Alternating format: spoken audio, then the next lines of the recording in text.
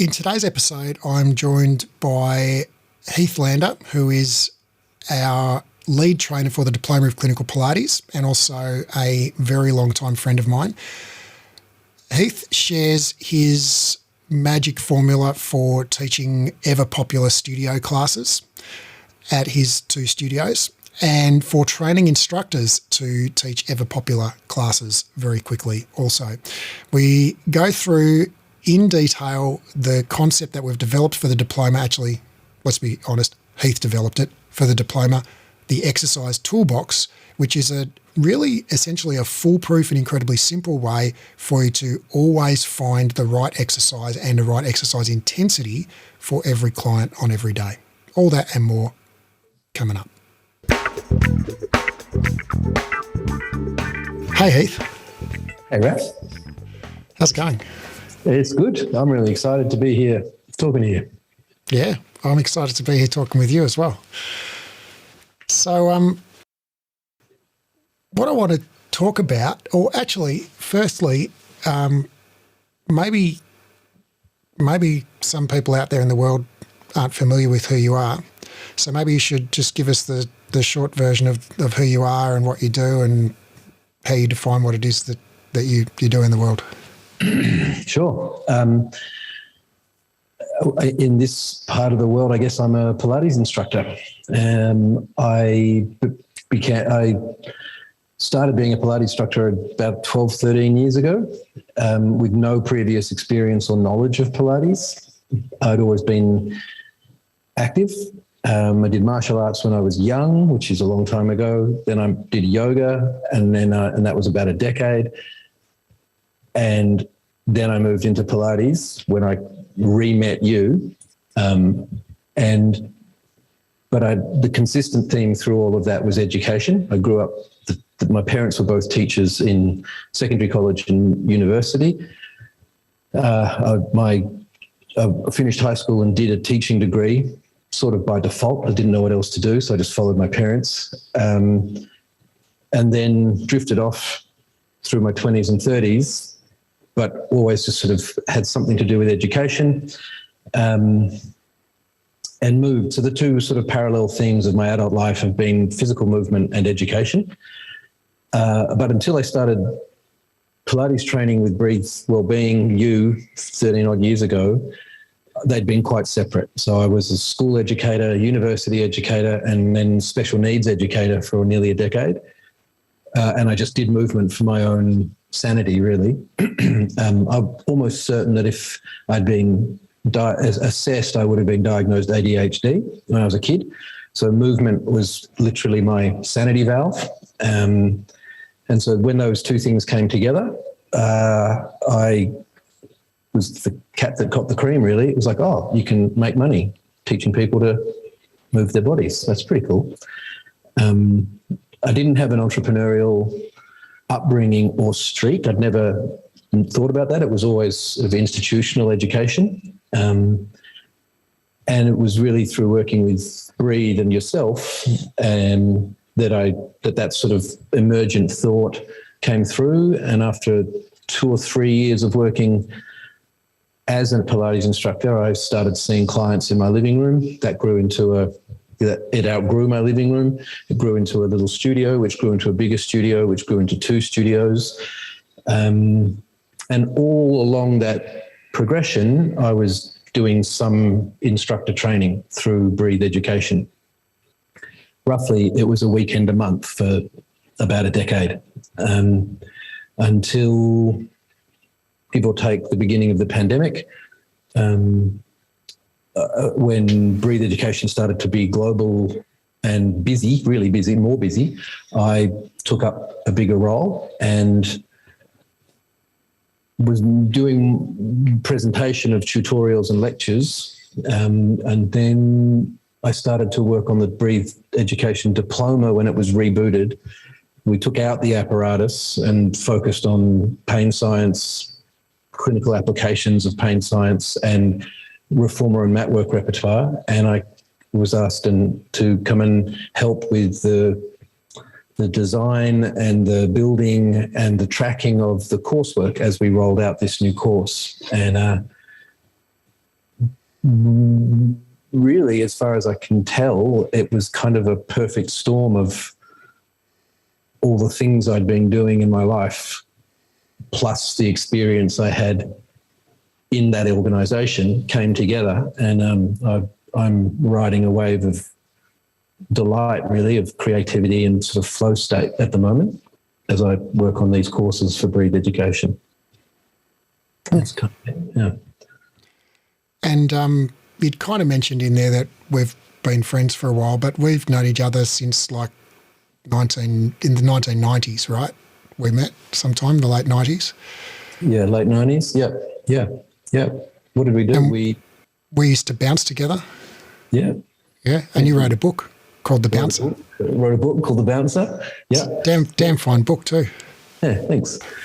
Yeah, I looked at it the other day. I was like, yeah, it's not bad. Yeah. Well, that was, I mean, I got into martial arts when I was at university. No, I'd done judo as a kid, because my parents gave me some exercise to do. But again, wasn't really obsessed with martial arts. I just liked the movement. And then I didn't do any for a while. Then I started doing this thing called capoeira, Brazilian sort of quite dancey martial art, and in uni. And then that transitioned to a kung fu style, and then we met. And somewhere in there, my kung fu teacher asked me to be a bouncer, which the absurdity of that still astonishes me. And so that's the book. The premise of the book was, how does this scrawny 65-kilo child of artists and actors and educators end up working nightclub doors? And what's it like? And it was the runner-up in a book prize and got published. It's a great book. Yeah, thank you. Thank you very much. And so we'll link to it in the show notes as well. Yeah, great. It's in Kindle and all reputable bookstores nearby. So we met, and you feature in the book. I won't tell anyone whose name you are in the book. They can work it out. Actually, I often tell people the story, students especially, that 10 years later, so that's fast forward from the early 90s to the early 2000s or whatever it was, and I had a back injury, inverted commas, AKA my marriage was disintegrating, and I was working in a highly stressful job, and I wasn't getting enough sleep or seeing my child enough, and my back started to hurt quite badly. And I was sent to a myotherapist who recommended I go and see this person called Raphael Bender, who just started a new Pilates studio. So I was like, don't know what Pilates is, not even sure what myotherapy is, but I reckon there can't be too many Raphael Benders going around Melbourne. And so I rang, and it was you, and you said to come and do a session at your recently opened studio. And coming upstairs to a fully, and it was a pretty spectacular small group studio. What was it? 2 Cadillacs, 3 chairs, 2 reformers, beautiful flown arch windows, flown ceiling, white walls, huge rolling mirrors. But all I remember is the Cadillacs and the fluffy straps, and just kind of going, what happens in here? It was like nothing I'd ever seen. Looked more like a sex dungeon than an exercise room. It was all I'd ever really done was martial arts and gyms. And and then what did I spend? 3 years in that room, almost full time. And we wrote an anatomy book together. We wrote an anatomy book together. Yeah, functional anatomy or something. Yeah, long since out of print. Yeah. That was like about 2000 and early 2010s or something. We wrote that. It must have been. It started in 2009. Yeah. So, and which you did all of the illustrations for. And all right. And so today, we've got a fair bit of history, and today I'd like to talk about something that we've been talking about, because we talk at least a couple of times a week. And one of the things that we've been talking about recently is the idea of simplicity in exercise programming. And in relation to both, how you teach in your studio and how you teach your instructors in your studio to teach. and also how you teach in the diploma. So when it comes to running the Diploma of Clinical Pilates, we're kind of co-creating it. Like I'm writing the lectures with a bit of help from Adam McAtee, and you're building the tutorial plans and the master classes and the coursework content, so the pre-recorded content and the quizzes and all of that kind of stuff. And so we meet a couple of times a week to kind of give each other feedback and take the temperature of how the students are doing and make adjustments and all of that. And, you know, one of the things that has been a massive hit in this iteration of the diploma, and the diploma's been going since 2012, so this is like version umpteen of it. But one of the things that's been like just a runaway hit, number one with a bullet, has been this thing you've developed called the Exercise Toolbox. And so I want to get onto that in a minute and share that with, you know, people who are listening. But first, I want to talk about how your journey that you told me the other day actually of, you know, you teaching a certain way in your studio and then noticing that when you employed new instructors, they came in and it took them like a couple of years to fill their classes out, but that you could kind of fast track that process to like 8 weeks if you gave them really specific instructions on what to do, and sort of your journey of like going from like suggesting that they might like to try doing it this way to like, hey, if you want to work here, you need to do it this way. So yeah, can you share that with us? Yeah. So you're asking how I settled on that, how I came to that? Well, you know, I mean, with people who listen to this podcast, we have people who teach contemporary, we have people who teach classical, we have people who teach original contrology style, we have people who teach like much more modern, just like planks and lunges and flying splits and stuff. You know, we've got the whole spectrum of people who listen to this podcast. We've even got people who don't teach Pilates, like yoga instructors and PTs and stuff who listen to this. So, you know, there's all strokes and all folks out there. So just tell us, like, how, you know, when you teach a group class, like, what do you teach? Yeah. I'd say I have 15 exercises and that's it. Yeah, no, but I'm slightly tongue-in-cheek. All right, so at the beginning, so if it's all right, I'll talk about what I've observed in instructors who come to work for me, because then I can kind of track that story. So what I observed over the years, that was when an instructor came out of their instructor school, and it didn't matter if, like my course, I did the stock course originally, where you learned literally hundreds of exercises and they weren't contextualized into progressions of challenge or this one led to that one or anything. It was just like you're learning about the chair, then you're learning about the Cadillac, and you're learning about the reformer. So you had this huge amount of exercises that you were supposed to kind of hold and draw from, which set up a paradigm of variety. It was like, okay, there's so many things I could do, and if I don't do lots of them, people will be bored and never come back. And looking back, the instructors who were most successful in terms of client numbers and retention, and just in terms of seeming to run a great class, were the ones who did roughly kind of sort of the same thing every time. And so that was my journey, and it took a long time and a lot of mistakes to go from thinking that I had to, one, have a highly varied programming across any space of time, whether it be a week or a month or a year. Things needed to be really bespoke to the clients. And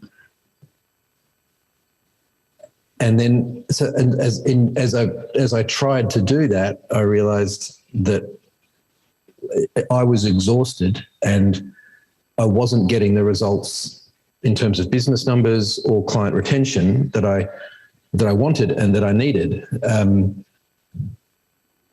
So then I simplified that and just started to teach essentially the same thing. And the premise was, like, blinding flash, bleeding obvious.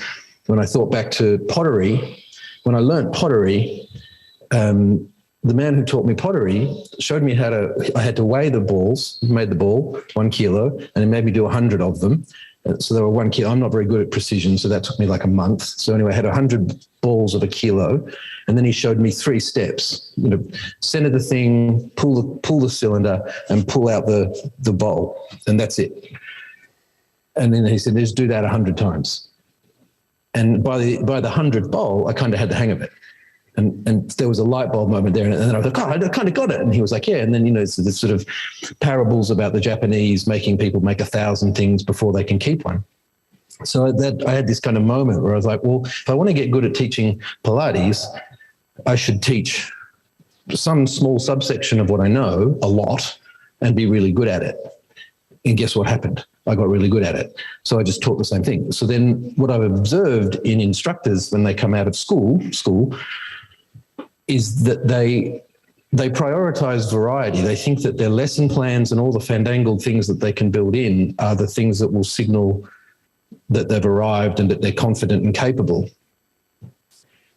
And when I let instructors who worked for me, because I always hired straight from Breathe, so they were grads as such, when I let them do that in their own time, it was kind of like 12 to 18 months of really not great class numbers, not really hitting stride in terms of business or confidence. So it wasn't good for the business and it wasn't great for them, before they started to identify things that they could teach with confidence to multiple groups, multiple people, without having to make huge adjustments. So I started to structure that. I started to write things and say, initially I said, I want you to write the lesson plans, and then when you're going to stick to the lesson plans. But eventually I went, nah, because then they still write things that were too complicated. So we created what we call, like in my business, we just call it the 12 key exercises, and there's nothing flashy about them. It's footwork, lunges, arm circles, chest expansion, shoulder bridge, long stretch, some push-up stuff. And you get that list, and your audition would be to teach that list. And if we're happy with that, which we usually are, because the system is such that we trust it, then it's like, okay, let's give you some classes and a specific lesson plan, and you have to teach those lesson plans on repeat over a significant period of time. We randomize it so that you have a spreadsheet, and it's not just like, oh, I'll teach lesson 1 3 times this week. It's like, on Monday I'm teaching lesson 1, on Tuesday I'm teaching lesson 2, on Thursday I'm teaching lesson 3. Then next week, Monday is lesson 2, Tuesday is lesson 3, and so it cycles. So the instructor is teaching the same 3 or 4 or 5, depending on their workload, for 10 weeks, which when you tell that to a new instructor, like 10 weeks, that's a lifetime. Like I'll be gone by then. But in real life, it's like a blip.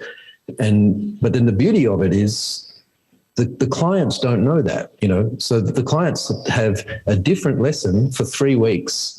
And then on the 4th week, they have the first lesson again. Right, because the Monday people usually don't also come on Tuesday. So they just get class 1 on Monday, and then next Monday they get class 3, and they're like, oh, it's a whole new class. Right. And then and they don't realise that, of course, the whole new class is just the same exercises rearranged into a different sequence. Yep, chopped up and rearranged. And even if they do, they don't think, oh, this is the same as the other week, just rearranged. They're like, oh, that's like the thing we did the other day, but I kind of get the hang of it this time. They make progress. The clients get better at the exercises. Right. So I think that for all of that, I think that the great insight I had was that I and other instructors were fixated on variety being the thing that would make classes worthwhile. But actually, variety is highly overrated, and you want to do largely the same thing, because clients get a sense of mastery.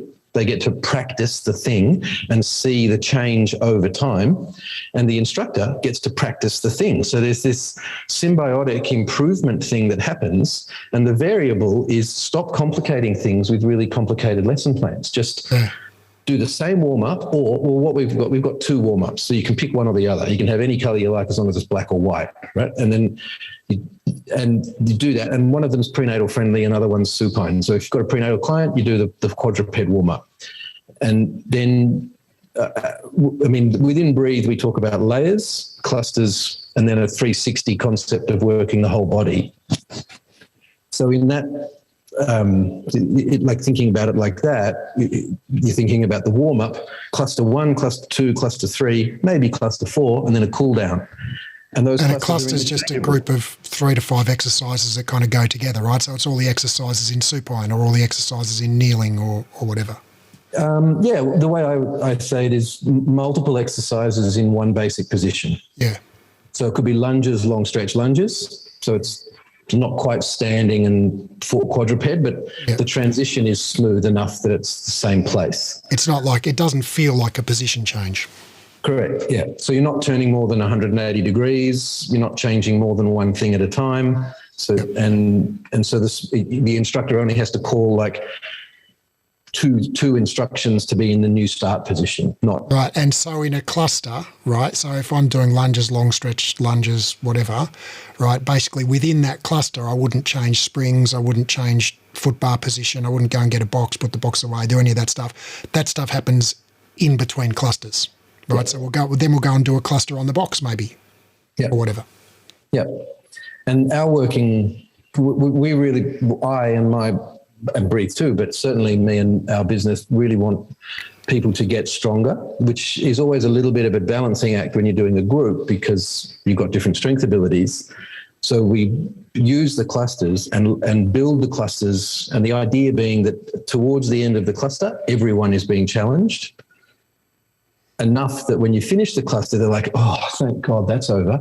And so then that buys you transition time where people are pleased to not be exercising for the 15 seconds it takes to turn around, change the springs, grab the straps. Yeah. All right.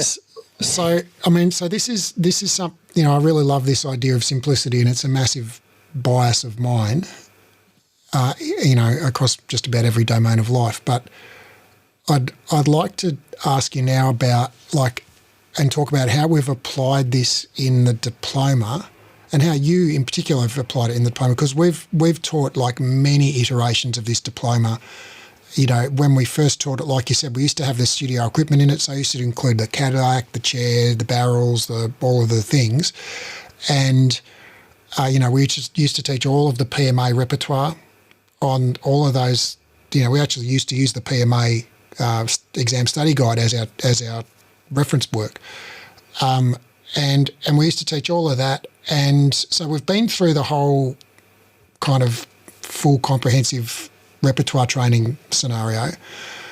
And nowadays we teach, I don't know, what is it, probably like a dozen exercises or thereabouts, 15 maybe, in the diploma. Actually, we don't teach the exercises because we assume that the diploma is a course for qualified instructors. So we assume that coming in, you already know how to teach some exercises, and whether that's mat Pilates or reformer Pilates or kettlebells or whatever. It's like, okay, you know how to teach a push-up and how to teach a lunge and how to teach a squat. We kind of assume that coming in. And we're not kind of, we do assume it coming in. And so the premise of the diploma is not that we're going to teach you exercises. It's that we're going to teach you clinical reasoning, anatomy, pathophysiology, and pain science so that you can have a framework to use the exercises you already know to help people with their aches, pains, injuries, medical conditions, etc. So so we're not teaching exercises, but we're teaching a framework of how to program exercises. So tell us about the Exercise Toolbox, because actually for half of this year that we've been running the Exercise Toolbox, I just thought of it as like, oh God, that's such a simple little thing. It's just literally a list of exercises on a piece of paper. And I didn't really pay it the attention that it turns out that it deserves. But it turns out that this has been a real game changer for just about every student. So tell us about the Exercise Toolbox. Yeah, right. Well, so it does sound like it's going to be a collection of exercises, and any student in the diploma, certainly once they've done 2 modules of work on the toolboxes, could hand you their toolbox as a list, and you could look at it. But they would be different for each student because of the way we get them to work on it. So what the toolbox really is, as you said, it's a way to think about exercises. So it provides a kind of guiding order for how instructors can structure their thinking about exercises. And I gather it's sort of deceptively simple. Like, it's like, here's a list of exercises. It's just graded exercise. Each one's just slightly harder than the one before. But what's hidden in it is knowing when to progress the client. And then one of the things that what I understand from student experience and feedback is one of the key mind-blowing takeaways from the diploma is for when students understand that rehabilitation is the process of restoring strength, range of motion and control to the injured limb or to the injured body area. But wait for it, spoiler alert, those are the same dimensions out of which you build all the exercises for all of your clients. So you can think about rehab, or you can just think about movement in terms of strength, range of motion, and control. And so then the toolbox becomes something where you can go, okay, so I've got a basic squat and I'm holding onto the ladder. So there I'm reducing control because it's making it easier to squat deep, and it's helping me work through any range of motion challenges I've got, and I get a little bit of strength support. So if I want to make it harder in terms of strength, okay, I need to make them manage more load. Okay, we'll do a Cossack, but use the ladder. So I'm still supporting the control and I'm still supporting range of motion. But and a Cossack is where you basically, it's like a side lunge, right? Side squat where you bend one leg, the other leg stays straight. Yep. Or you could do a squat and hold a kettlebell and add more weight, but you'd also be adding control and range of motion because you don't have the ladder to hang on to. And so we apply that thinking of the dimensions of exercise to all of the areas of the body that the students are learning to work with, so that all of the exercises they've learnt and new ones they pick up, like Cossack squats or whatever, can be ordered into those dimensions, and they start to see how sometimes they overlap and sometimes it's linear. If you're working with barbells and weight plates, then you can just do linear strength challenge. But if you're not, as so many Pilates instructors aren't, then learning to think in terms of those dimensions allows you to pull on the levers of challenge for your clients. Yeah. And the toolbox essentially is a way to break down, rather than going, here's this concept, 3 dimensions of exercise, go and apply it to all the movements you know. We work through the body. They learn about the anatomy, the physiology and the pathophysiology of those areas. And then they also learn and build toolboxes for those areas, so that we compartmentalize the body and apply the same concept across the different areas. Right. And I think that, I guess that might be a kind of something that a lot of people sort of, a distinction that a lot of people miss is they might think of like, okay, well, long stretch is, compared to say, I don't know, cat stretch, let's say, long stretch is harder, right? But they're not necessarily thinking about, okay, well, it's harder in the strength domain. It's also harder in the balance domain. It's also harder in the range of motion domain in the shoulder. And so for somebody, and one of the, kind of sub principles of rehab is that at the beginning of rehab, we protect the injured body part from potentially harmful stressors, and towards the end of rehab, we expose the injured body part to potentially harmful stressors. And so at the beginning of rehab, we still want to work on strength and range of motion and control, but we want to work on each of those things separately. So we don't want to go, hey, it's day 1 of your shoulder, post-surgical rehab, do long stretch. We might say do an isometric shoulder strengthening exercise with no range of motion or control required. So maybe just standing against the wall and pushing your hand into the wall, So there's no control, there's no range of motion, it's just strength. And then we might do a range of motion exercise with no control and no strength. So we might, put you maybe on the Cadillac, or on even, get you, if we're thinking about just something someone has at home, we could get you doing like standing facing the wall with your hands on the wall, and then you kind of hinge forward at the hip so that your shoulder stretches, right? So you're not actively moving your arm. You're not using any of the muscles in your arm. There's no control required because your hands are essentially glued to the wall. So it's just range of motion. And then we might work on the control aspect without any strength or without any range of motion requirement, So and then as we progress through rehabilitation, we start to integrate all of those functions together. So we're now, later in rehab, we might work strength through range of motion with control.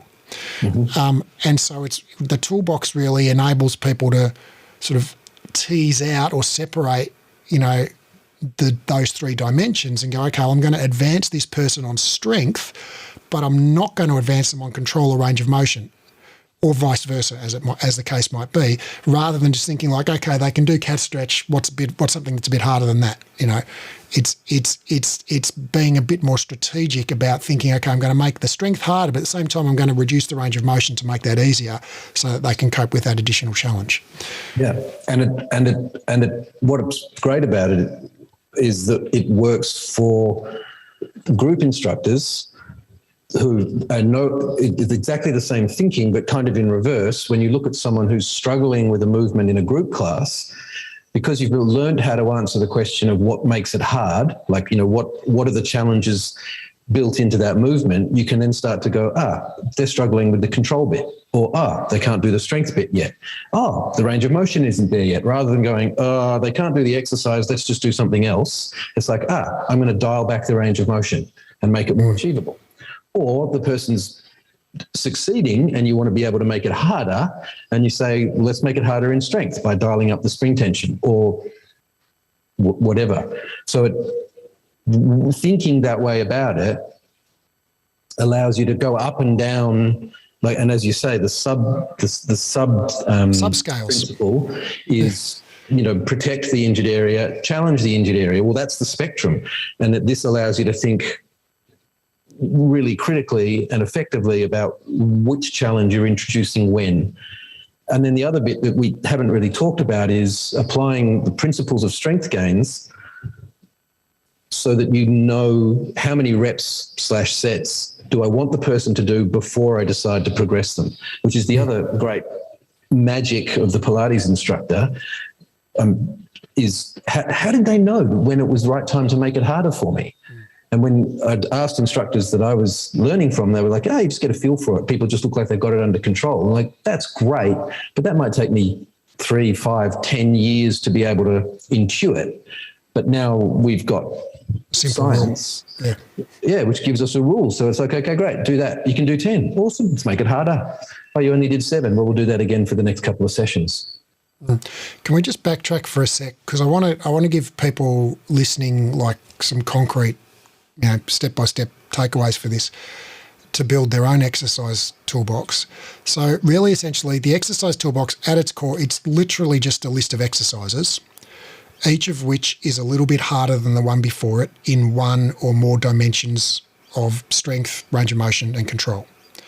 Right? So it might be a bunch of exercises that are all to do with leg strength. They're some version of a squat or lunge, right? And the easier one might be, like you said, squats, bodyweight squats holding a chair.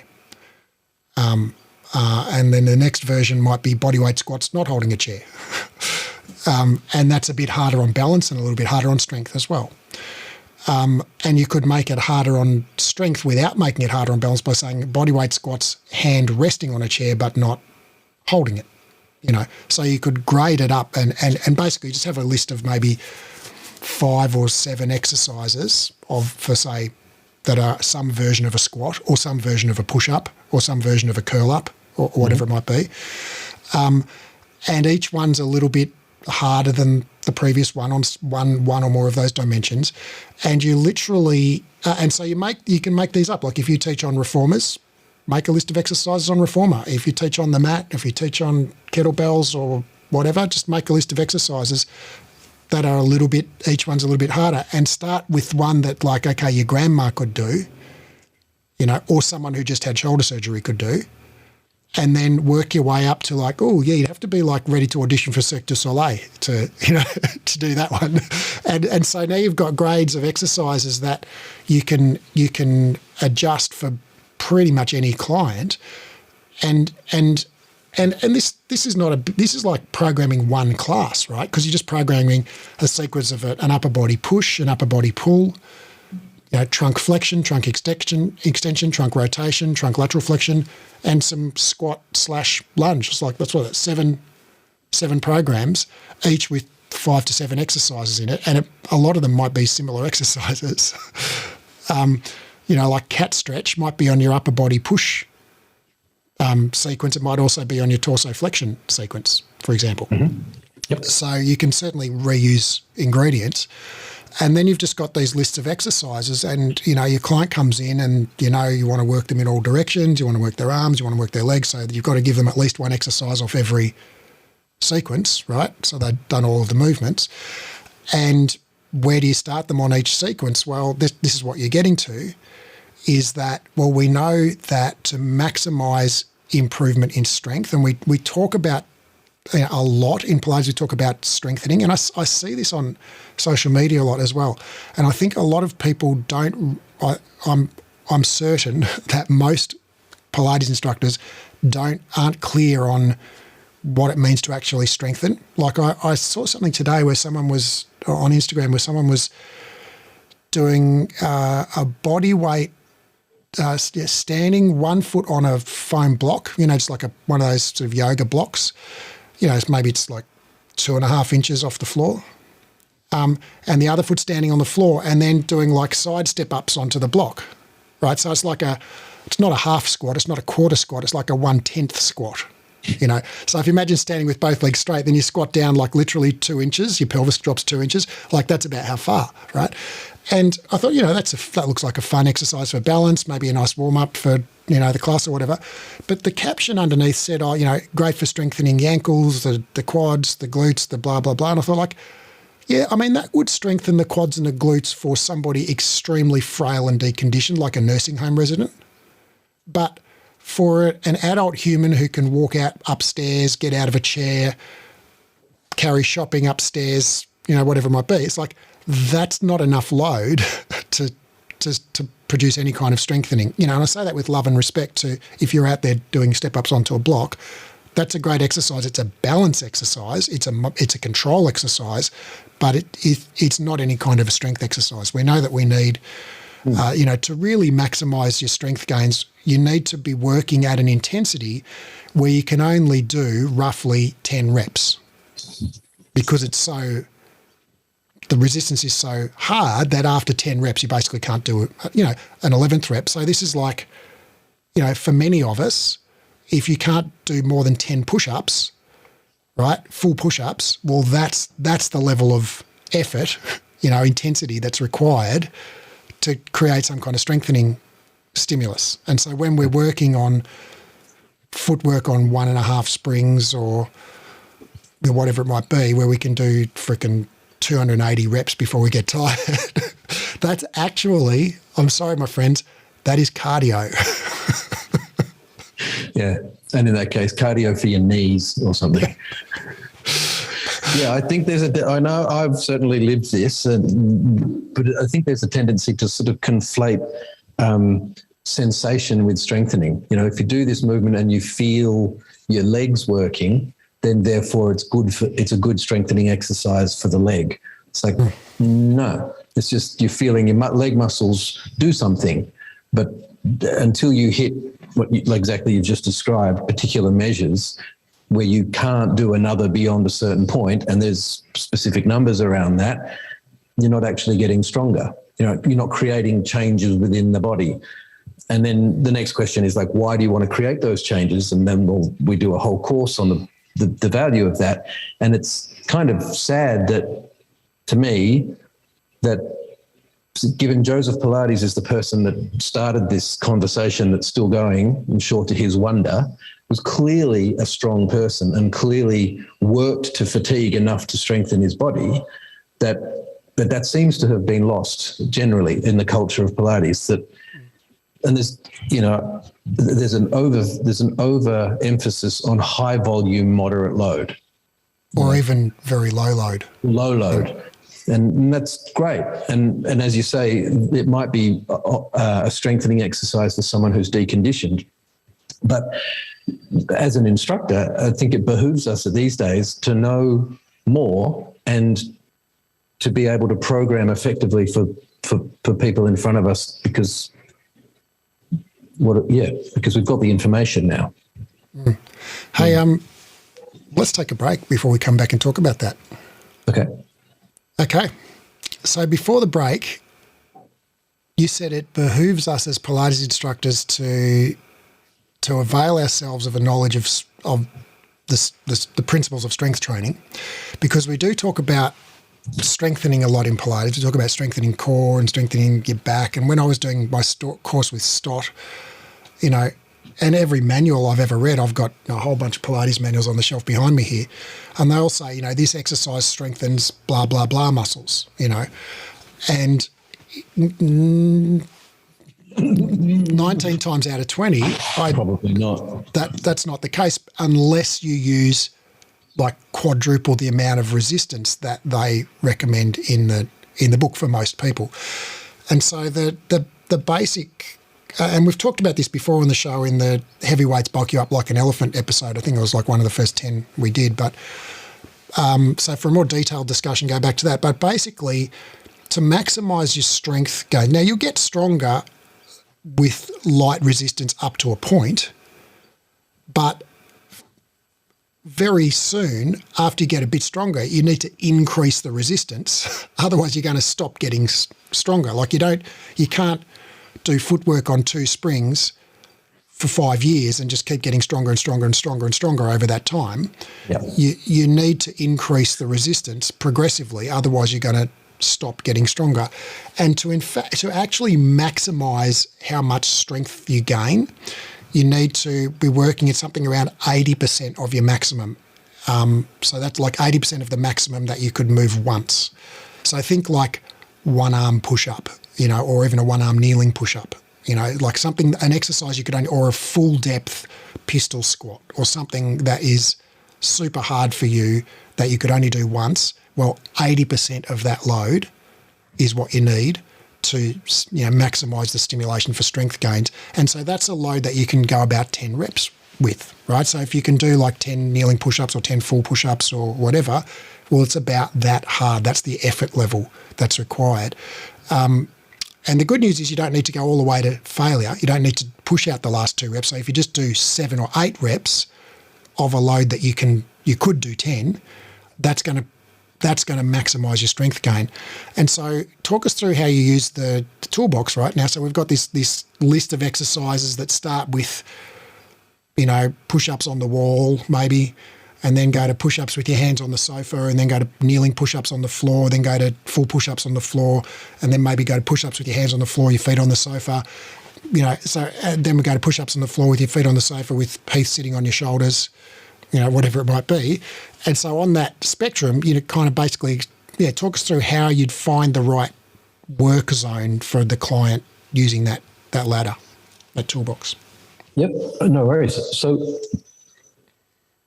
and that's a great question, because I think that's kind of where we can talk about the toolbox as an idea, and it sounds great. And yes, strengthening is great, and working to fatigue. Okay, I understand that I've got to work to a point where I can't do another one in order to get stronger. Then I've got to take that and apply it to my client. So my client is frail or afraid or injured or whatever. And so we've got to find the right exercise for them. And as you've just described, the right exercise is one that you can't quite. So what we say is do 8 to 10 with 2 in the tank. So you leave a couple in the tank and you do your 8 to 10 reps, and that would be at around about that 80% of your 1 rep max. But then where on that continuum of exercises of incrementally increasing challenge, whether it's on all dimensions or 1 or 2, where do you start? And that's where it kind of folds back into what I was saying about how I teach a group class. Whatever I'm going to do is going to start somewhere where if you walked into class, I'm really confident you could do 20. So like footwork on like moderate springs or cat stretch. And then I'm just look at the bodies in front of me. And so that's the concept. If it's more of a clinical setting and like, what are we working on? We're going to work on shoulder rehab / strengthening, like you've just described. It's like, all right, well, let's have a look at the basics. Let's go to the wall and do push-ups off the wall. Can you do 15?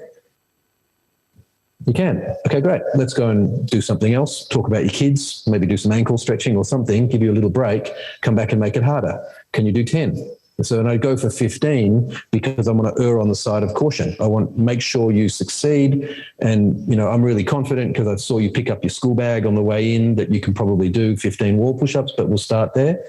And that's sort of tying into the principles of motor learning, which we want early success.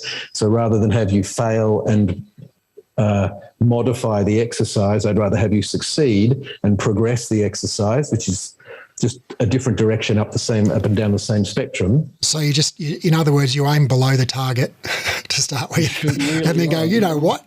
Wow, you're stronger than wow, that's awesome. I'm amazed. Let's make that harder for you. Yeah. And, you know, and so that's how. It's like, can you do 10? You can. Great. Let's make it a bit harder. And if you can't do 10, there we are. We'll just do that a few more times until you can. I hope I'm not oversimplifying it, but that's basically it. Pick a spot on the continuum that you're really confident they can do. And if you need to, you err on the side of caution, go way down and do it. And then, you know, if the client were to turn to you and say, that's too easy, we're just warming up. You know, that's just the warm up. And that's the other brilliant part of this, because actually the most effective warm up known to science in terms of reducing injury risk and improving performance is basically just it's called a progressive dynamic warm-up, dynamic loaded warm-up. And what it is it's just literally what you described. It's 2 to 4 sets of the thing that you're warming up for, starting out really light and getting a bit heavier each set, right? So if you're warming up to do full push-ups, start with a set of wall push-ups, then do a set of kneeling push-ups, you know, etc., until you, on the 4th or 5th set, you're doing full push-ups. And there's your progressive loaded dynamic warm-up. Yeah. So what we've got with this toolbox idea is we'll stay with the push-up concepts. We've got push-ups on the wall. Then let's say the push-ups off the back of a chair, so it's slightly more angled than the wall. Then push-ups off the seat of a chair, it's slightly more angled. And then push-ups on your knees on the floor, or maybe straight legs on the floor. And then, like you say, push-ups with your feet on the chair. And then what's that? 5, 6 progressions. That's a strength progression. And we could argue about the range of motion as you change angles, but let's just leave it as strength. Okay, great. Here's the list. There's the toolbox. Go and apply it. And the beauty of what's happened, and I feel like it's been an evolving thing, like as we've become clearer on the evidence about strength training and about rehab, and it's like, it just turns out that the optimal warm-up is a slightly easier version of the thing that's hard. Oh, well, look, the toolbox solves for that. Start easy, make it, is it easy? Make it harder. Is it still easy? Make it a little bit harder. Oh, it's hard enough now. And how do we know it's hard enough? Because you couldn't do 10. And so all of these concepts, principles, evidence-based guidelines, frameworks are kind of baked into the toolbox, which is just a piece of paper with a list of exercises on it. But the application of it is instantiating all of this massive research that you don't need to know because it's built into it's baked in. Baked in.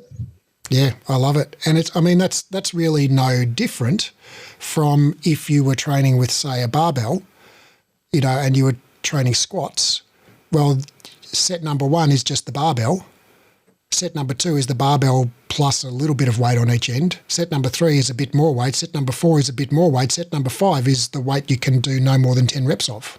Bam. So what's been amazing for me in terms of teaching this, because the other thing that's funny or interesting about that is, then as I just described it, is that's what evolved out of teaching 25, 30 small group classes a week for about 5 years. At the end of that 5 years, I'd had one nervous breakdown, lost a relationship, like a whole lot of stuff because I was just overworked. And in the process, I'd simplified what I did at work so that I could maintain the rest of my life. And what I'd done was teach basically the same things, make them incrementally harder. And how do you know when to make it harder? Well, I'd settled on 5 to 10. Now I know better. I go for 10 with 2 in the tank. And lost my train of thought. So I'd built that out. Then that's what I was going to say. So then one of the things that we could criticize that for is I'm bringing what I want you to do. Like, you're going to do my progressions. And 9 times out of 10, that would carry fine for a client, because they're going to get all the benefits of exercise. They're going to get stronger. They're going to get more flexible. But the other part that we learn about in the diploma, and this is the bit that I think expresses the kind of magic of being an instructor rather than just giving people the program, is when you come to me and you've got specific goals. There are things that you want to do with your body that combine strength and range of motion and flexibility and control, in a way that's unique and meaningful for you. And I get to go, okay, I've got these toolboxes and I've got this thing that you need to solve. Let's start to see where those two things fit together. And so then it becomes relational rather than I'm just downloading a system on you. It's like, I've got the tools, you've got this thing you want to achieve, and between us, we will work together to make that come to fruition. Right. And there is, and that's such a good point that you bring up about that collaborative, patient-centered or client-centered care model. And there are so many ways that you can support your client's autonomy and preference and expectation through this process, and still use the same 7 exercises with everyone. That, for example, you could say, hey, Heath, would you like to start with abs or arms today? Hey, Heath, do you prefer, push-ups or working with a band? Hey, Heath, do you want to start with balance work or strength work today? There are just so many ways that you can, give people choices and options and enable them to feel in control of the process. Obviously, like you said, including acknowledging and, co-creating goals with them that are meaningful for them around, movements or activities that they want to get back to doing that they can't currently do because of their pain or injury or whatever it might be. But even in a group class setting, or if you're just working one-on-one with kind of fitness-based clients or whatever it might be, just because you're teaching everyone the same 7 exercises doesn't mean you're not individualising everyone's program and everyone's not getting a specific set of results that they want. No, it doesn't. So I guess, I'm going to just try and sum up what we've discussed, which is that as new instructors, there's literally hundreds of Pilates exercises in all of the apparatus. And you can essentially make up an infinite number. If you just jump on a reformer for half an hour, you can make up another 25 exercises pretty easily. And so for most young instructors, and even for some of us who are more experienced, we kind of either get overwhelmed with the options or we feel like we need to make use of all of those tools on a regular basis to kind of keep our clients interested and engaged or something. But really, it tends to be the case for a lot of people. And this was Joseph's original plan, right? Because he just did the same repertoire in the same order all the time for decades. That when people repeat the same exercise, regularly, they get better at it. And they notice that they get better because they notice that they could only do 7 last week and this week they can do 9. And they're like, I got stronger. And that feels good. And not only that, but the instructor gets better because they are practicing cueing the same exercise, they're practicing teaching the same program, they're practicing the same transitions. They just get better at doing it. And I kind of missed this when we first talked about it. But so what happens to the instructor? And the instructors have said this back to me both as Breathe grads when I've shared it or as working for me. Is one of the benefits is they practice teaching the same exercises.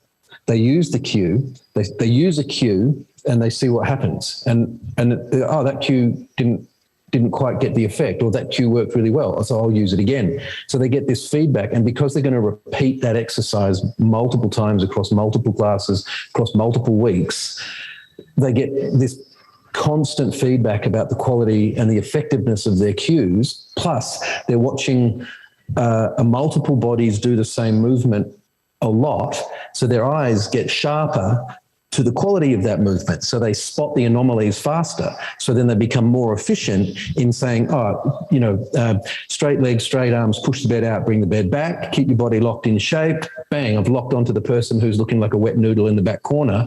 Whereas if, without that practice, I'm not as sensitized to the differences in what I'm seeing. And the other part of it is, as you were saying, it's the routine. Like, on the one hand, there's the practice element. If you do it a lot, you get better at it. But for the instructor especially, by being routine about what you teach, so if the warm-up is always basically the same and you're doing chunks of each class that you're doing on repeat and you know well, that leaves space in your mind and your brain.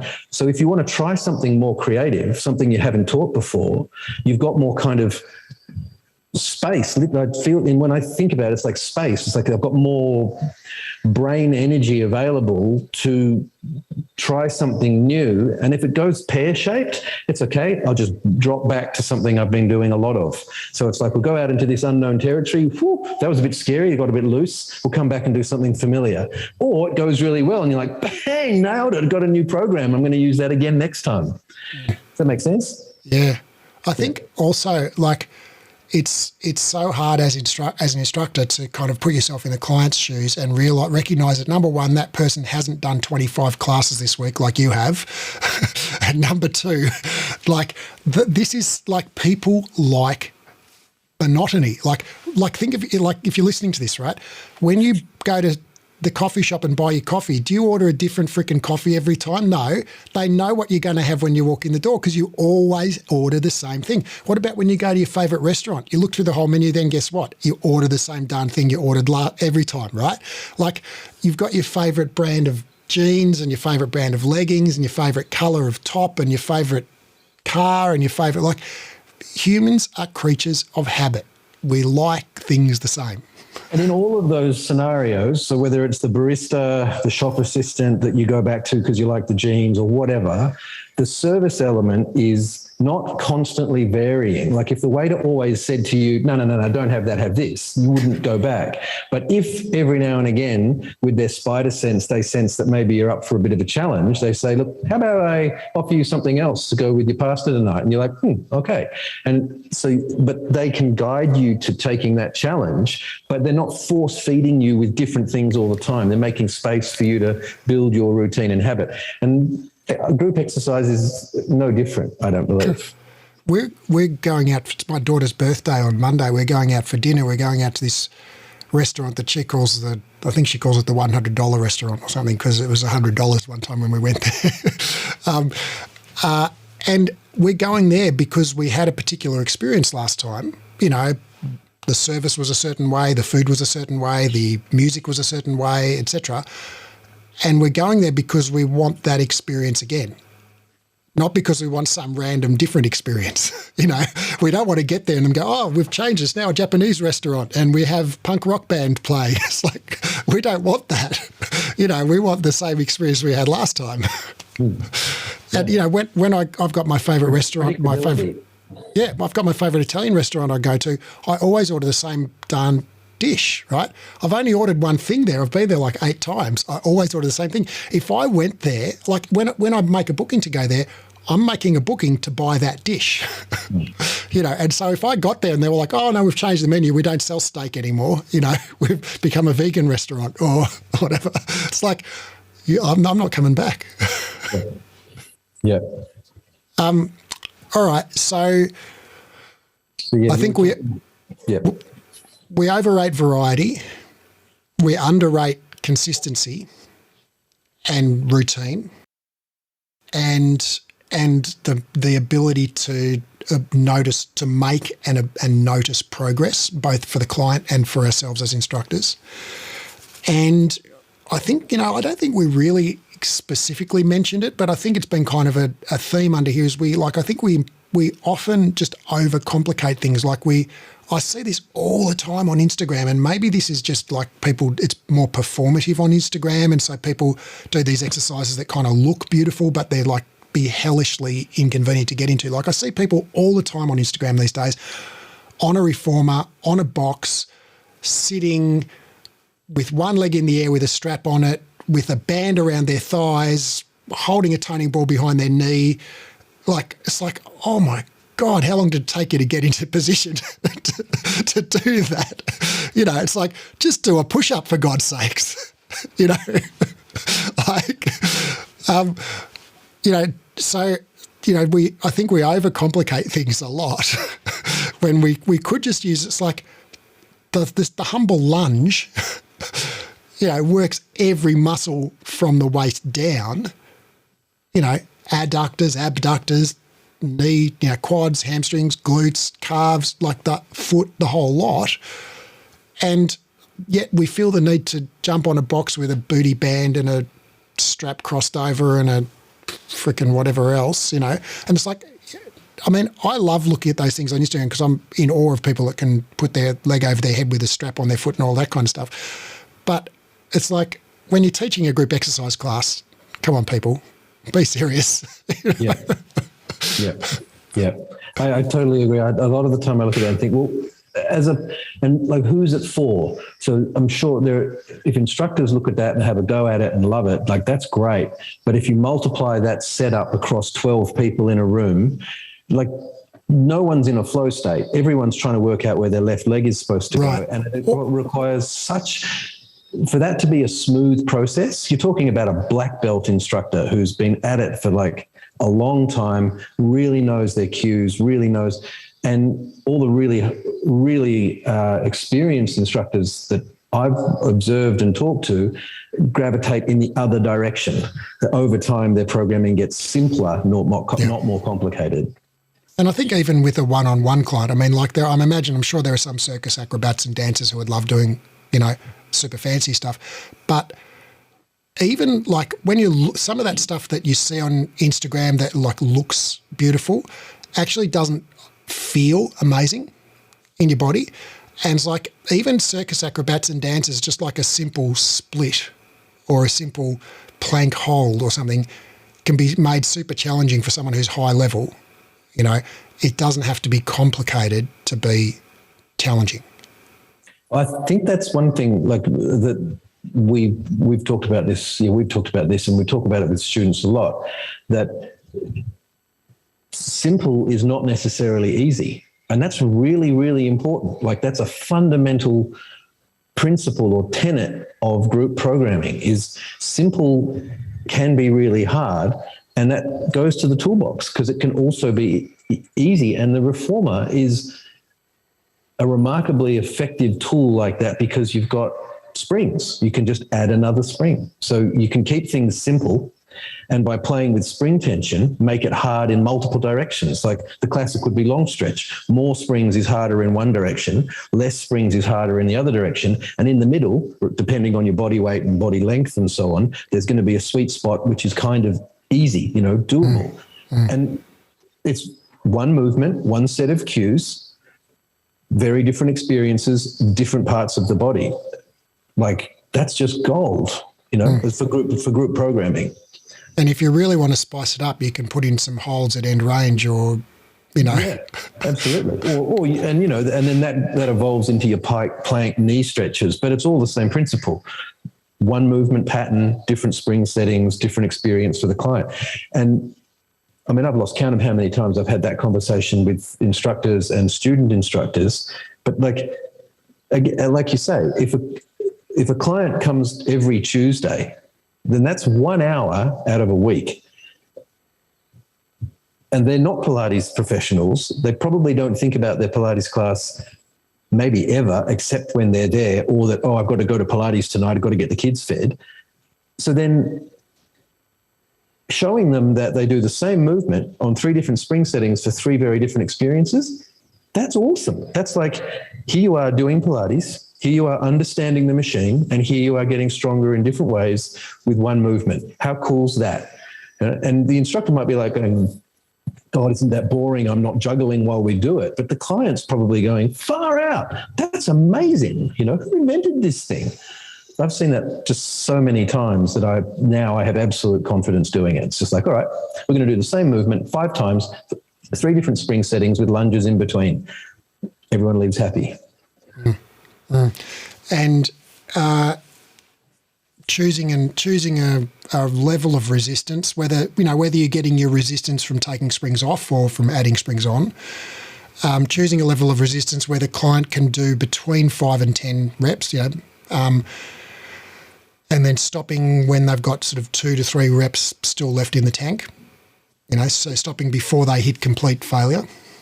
Well, I apply the same toolbox principle we talked about before. So if we're in a group programming context, so let's take long stretch as an example. We're going to start feet against shoulder pads, knees on the bed, hands on the foot bar. We're all on 1.5 springs. Push the bed out, bring the bed back. And, by then we've done footwork and whatever. It's like, I'm really confident that you guys could probably do 30 plus reps, but I'm just going to establish the basic movement. And we'll do 10 or 15, maybe we'll do some holds at the end. And while we're holding, I'll say, when we come back in, I'm going to make it a little bit harder. We're going to come up to straight legs. Let's do that. And then we do that. And if people get a bit wristy, someone comes down and rubs their wrists, you mix it up. And then you say, we're going to go back to that same movement now. And I'm going to make it harder for your shoulders by adding another full spring. You can try it on your knees first if you want. And you just build, and I would build like that. So you're reducing the balance challenge at the same time as you're increasing the strength challenge. Right. So decrease control, increase strength, and see how you go. And if you want to add the control plus a bit of more strength, because through here to hold you up, you can take that challenge. And I mean, we just described how I teach. You're just going to start in this place, add a little bit, add a little bit, add a little bit, add a little bit, add a little bit. And then at a certain point, you either choose your level of challenge, or everyone's looking suitably challenged. I'm going to take you to the hard bit and hold you there for counts. And then you're done. And so it's the toolbox applied to a group. You just start in one place, incrementally add challenge across one or more dimensions, and pay attention. How are they looking? And I'm going to count the reps, or I'm sort of going to count the reps, or I'm going to make a bad joke about how bad I am at counting reps. But when I start to see you get shaky, I know we're nearly there, kind of thing. And it's kind of the idea of like, it's with practice, and obviously it's a practice thing, it means that teaching a group is no different to teaching an individual. You're just looking at the group as a group presentation. It's like, is it starting to look challenging, or in around about the right spot? Or is 6 out of 8 people are cruising and 2 look a bit challenged? Well, then you put your knees down and drop a half spring off and carry on. And you just play with the levels so you see everyone roughly kind of sort of hitting challenge at around about the same time. And that concept, what you just described, of by starting people with the easy version on the knees and then going to full straight legs, then adding a half spring, adding a full spring, etc. We also call that layering, right? I think a lot of people call that adding layers. Yeah. But it's basically just the toolbox, right? You're just adding an extra layer each time round, and that's your warm up for the arm upper body push movement, and you just keep working till you hit your 5 to 10 rep range, which is something you could hold for if you're doing a plank or something, it's something you could hold for 30 seconds maybe, and if you can hold it for 2 minutes, it's not heavy enough. Yep. And, what we've just described, I suppose there's a potential there to be like, yeah, well, that's easy when you've done it for 10 years. But it is the premise is that simple. It's just like if you pick the exercises you want to work with, find the easy version, find the hard version, find 5 to 7 stages in between, do it in your own body, feel how the challenge changes as you move up and down the increments, and then apply that to a group. Start easy, start to build, and see how you go. And you're right, in the certificate course, we call that layering, and I'm sure other people call it that as well. With the toolbox idea, we were drawing a line around particular body areas for rehab. And we also wanted to really explicitly a name that made it clear that if a client comes with a particular need, you go into your toolbox and you pull out an exercise from the sequence and see how they go. So it kind of visually gives you that idea of like, you've got this, you're presenting in a clinical setting with this particular problem. I'll go into my toolbox and I'll get out the tool, which just so happens to be a layered progression of exercises that increase in challenge incrementally across the 3 dimensions of rehab. Right. And even if you came, and it's like you said earlier, it's exactly the same for rehab as it is for just general strengthening. And so it's the same for somebody who's lost 99% of the function of their shoulder as it is for someone who's lost 1% of the function of their shoulder. It's just the starting point's going to be different. For somebody who's lost 99% of the function, you might stand them against the wall with their elbow bent and they just push on the wall gently, right? So there's actually no movement in their shoulder at all. And, but then for the person who's only lost 1% of the shoulder range, you might start them in full push-ups, or wherever they're capable of. Sure. Yep. Yep.